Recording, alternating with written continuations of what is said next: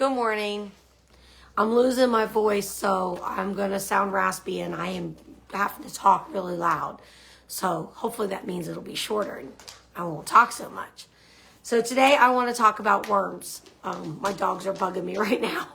I want to talk about worms and animals. And of course we all know it'll be more dog related because I know more about that. But worms, all animals can get worms. And there are several that people cannot see, and so they assume because they can't see any that they must not have any. But even the ones that you can see sometimes won't appear in the stool until you start treating it. And while it's not a big deal, it's just part of having animals. They're going to get worms because they're out in the world and it's going to keep happening. It is a big deal if you do not treat the worms, because eventually all the worms lay eggs and then they hatch and then there's more worms and there's more worms. It's like a flea infestation. If you don't take care of it, they're just going to keep multiplying until they have killed the host that is housing them, and then they'll get eaten by something and move on to the other animals. So in dogs and cats, there are roundworms and hookworms and whipworms and tapeworms. Those are the four main ones that you're going to deal with. It's the four main ones we deal with. Tapeworms and roundworms you can see.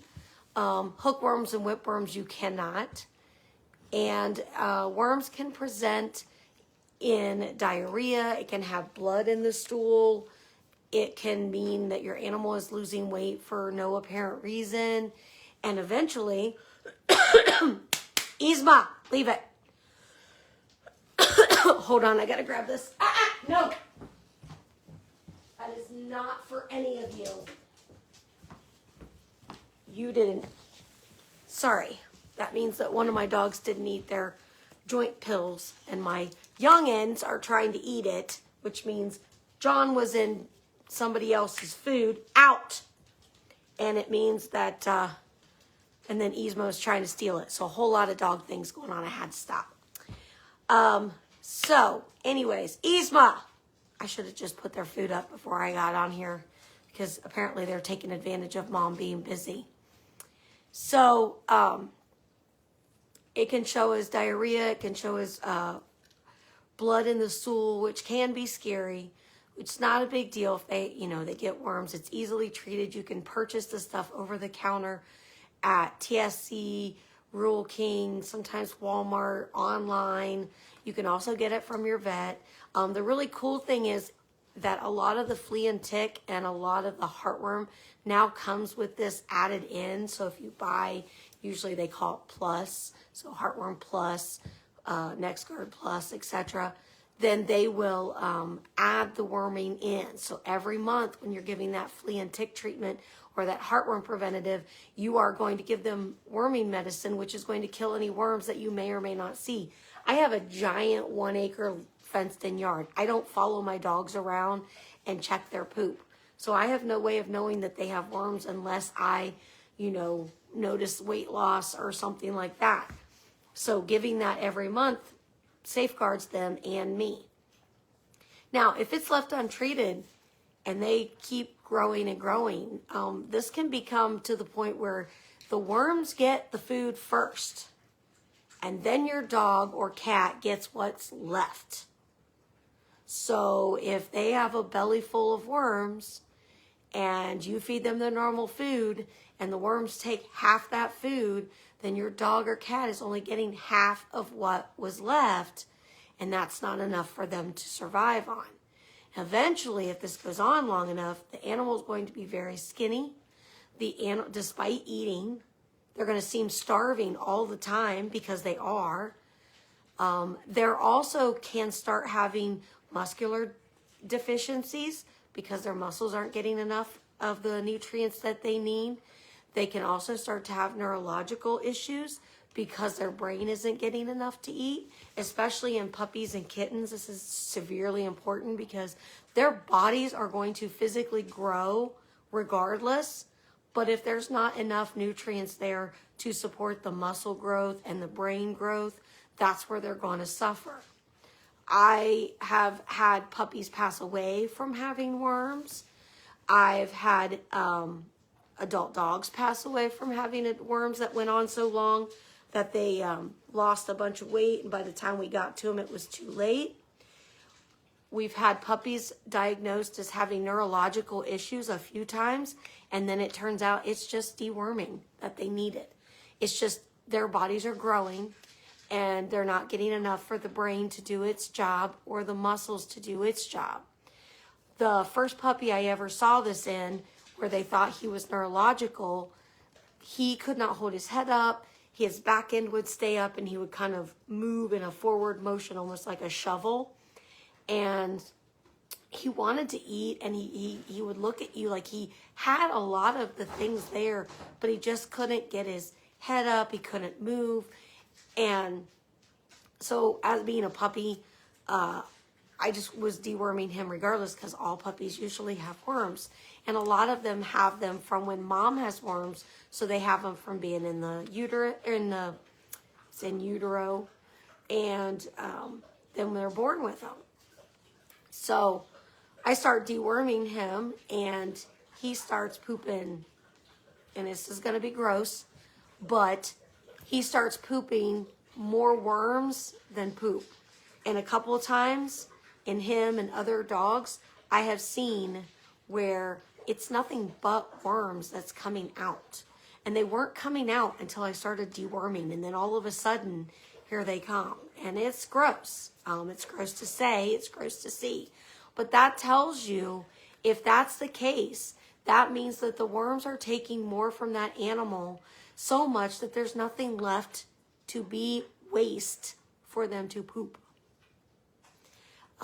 Big bellies don't mean full bellies. They usually mean worms. In cats, they can also mean FIP. So I start worming this puppy, and he's just spitting out god-awful amounts of worms. After 3 days, I'm supposed to stop, but he's not done. So I add a couple more days. And by the end of like a week of giving him deworming medicine, guess who can eat better now and can hold his head up some and is acting a little bit more normal. So I keep going, and I keep deworming, and I keep deworming, and it took me a month to finally get this puppy back to normal. But he was a normal puppy. He just was, his body and brain were being starved from the worms. And he went on to have a normal life, and he's been normal his whole life. He's not had any problems. But, you know, he seemed neurological at the time. Recently, I took in 2 puppies. I named them Weeble and Wobble because they were diagnosed as being CH puppies, which is cerebellar hypoplasia, which means there's parts of the brain that just aren't working. And I have had puppies like that before. And yes, we dewormed them, and it didn't change anything. Again, these are puppies. They have big wormy bellies. Actually, the little girl didn't look that wormy, but the boy did. So I start giving them the worming medicine, and she seemed normal at first. And then he was the one that was worse, and he couldn't hold his head up. And after 2 days of deworming, he was holding his head up, but now she's not. So I'm like, okay. And normally that cerebellar hypoplasia is not going to come and go, right? They're going to have it all the time because it's a brain disorder.